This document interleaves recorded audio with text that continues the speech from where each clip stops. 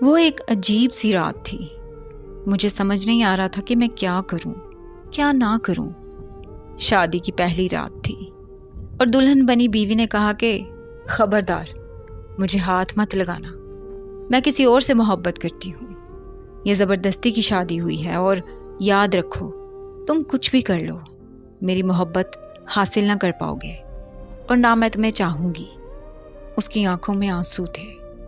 میں حیران اور پریشان پاگلوں کی طرح اسے دیکھنے لگا اور سوچنے لگا کہ یہ کیا ہو گیا ہے۔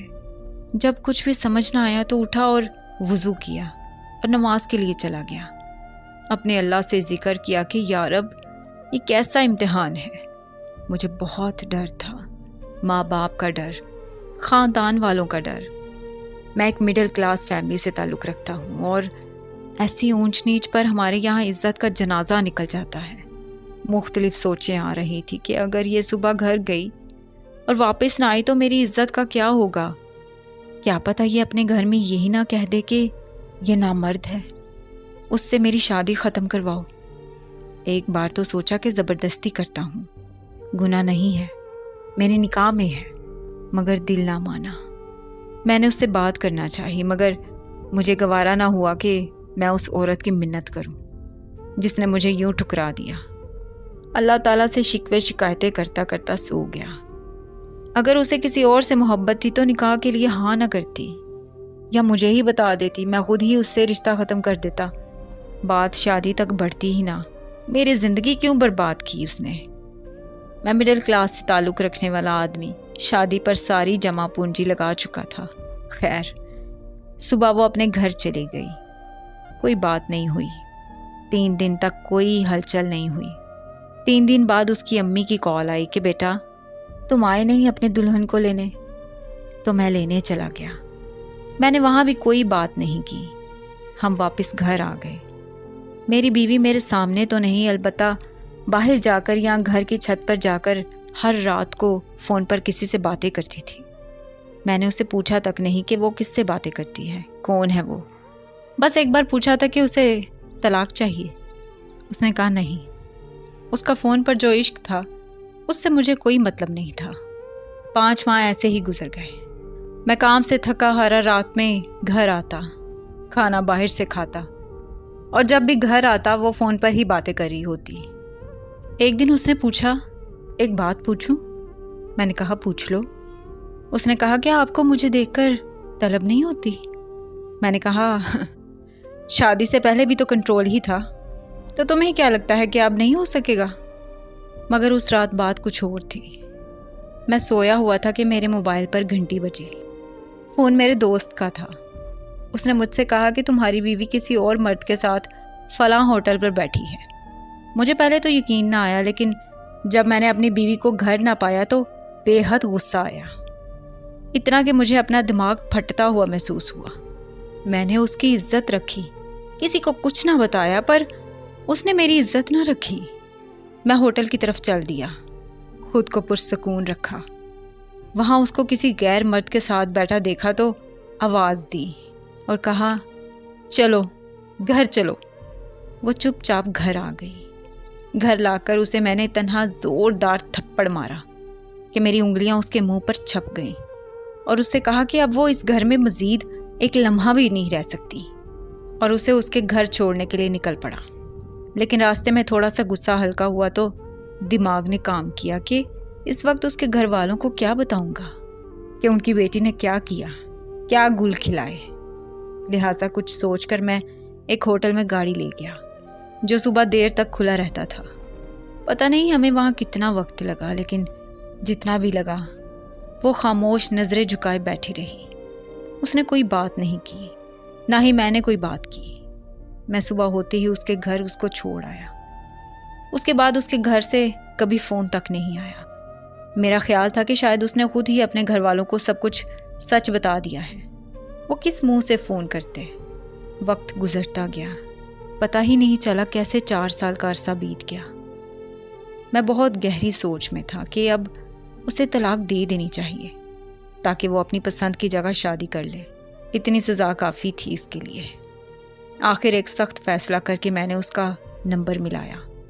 اس نے فوراً کال اٹھا لی جیسے مدتوں سے کسی فون کے انتظار میں ہوں۔ میں نے سلام کرتے ہی بغیر کوئی بات سنے اسے کہہ دیا کہ میں تمہیں طلاق دے کر مکمل آزاد کرنا چاہتا ہوں۔ دوسری طرف سے بس ایک چیخ کی آواز آئی اور کچھ ایسا محسوس ہوا جیسے فون اس کے ہاتھ سے گر چکا ہے۔ میں سوچ میں تھا کہ وہاں جانے کیا ہو رہا ہے، تو فوراً فون اس کی چھوٹی بہن نے اٹھا لیا اور ہیلو کہا، اور میں نے آواز پہچان لی۔ اس نے سلام کے بعد بتایا کہ جب سے آپ آپی کو یہاں چھوڑ کر گئے ہیں اس نے آج تک کسی سے بات نہیں کی۔ ابو بھی کہتے ہیں کہ شاید یہ پاگل ہو گئی ہے، اسی لیے آپ اسے چھوڑ گئے ہیں اور واپس نہیں آئے۔ اس کی بات سن کر میں نے فون کاٹ دیا اور سوچا کہ اب اسے طلاق دینا یا نہ دینا کوئی اہمیت نہیں رکھتا۔ وقت مزید رفتار سے گزر گیا۔ میں نے بھی دوسری شادی کر لی اور اللہ نے ایک پیارا سا بیٹا بھی دے دیا۔ ایک دن آفس سے واپس آ رہا تھا کہ کسی سگنل پر کھڑی میری کار کو پیچھے سے کسی کار نے ٹکر مار دی۔ میں غصے سے نیچے اترا اور پیچھے گیا تو مہران کار میں ایک شخص بیٹھا تھا۔ میں نے غصے سے اسے کچھ کہنا چاہا لیکن ایک دم سے رک گیا اور سوچنے لگا کہ اسے میں نے کہیں دیکھا ہے۔ تھوڑا دماغ پر زور دینے کی کوشش کی لیکن بے سود۔ ابھی انہی سوچوں میں تھا کہ وہ کار سے باہر نکل آیا اور مجھے کہنے لگا کہ آپ آگے چلیے، کہیں سائڈ پر کار لگا لیں تاکہ میں آپ کا نقصان بھر سکوں۔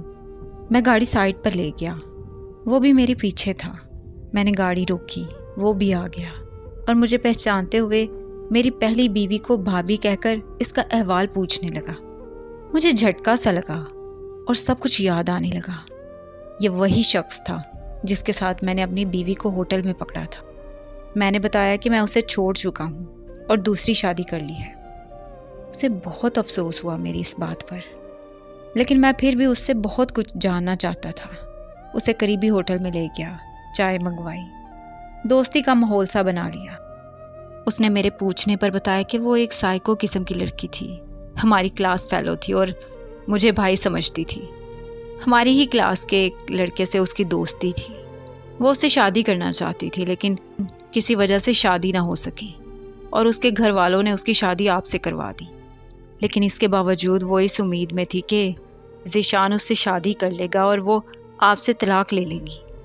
لیکن آپ سے شادی کے بعد آہستہ آہستہ وہ ذیشان سے کترانے لگی اور آپ کے گن گانے لگی۔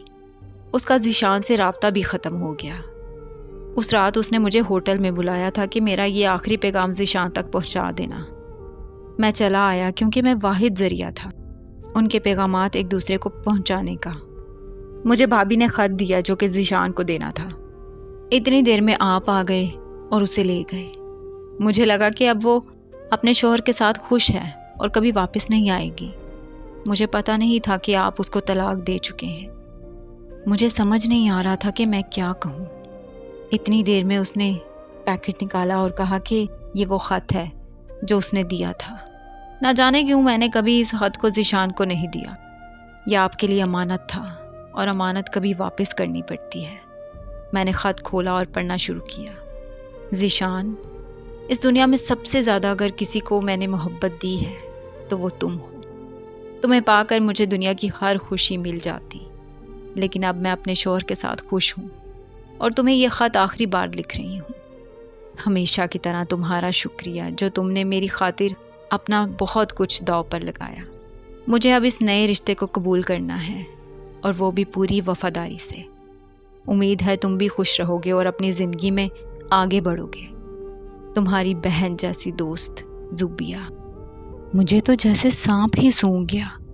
مجھے احساس ہوا کہ شاید مجھے طلاق کا سوچنے کے بجائے اس سے بات کرنی چاہیے تھی، مگر وقت کبھی پلٹتا نہیں۔ وہ گزر چکا تھا اور اس کے پاس جانے والے تمام راستے بھی اب میرے لیے بند ہو چکے تھے۔